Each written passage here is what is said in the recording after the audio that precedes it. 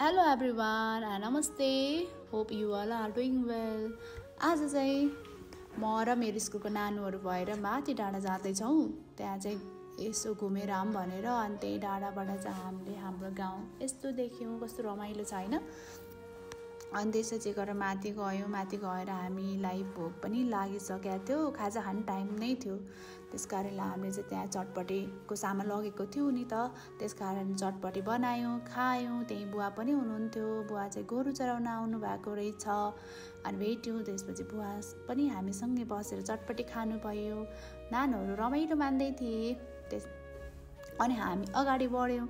ऐसेले भएको ठाउँ लगेर गए मलाई नानीहरूले, त्यही अरू 2 जना नानीहरूलाई भेट्यौँ।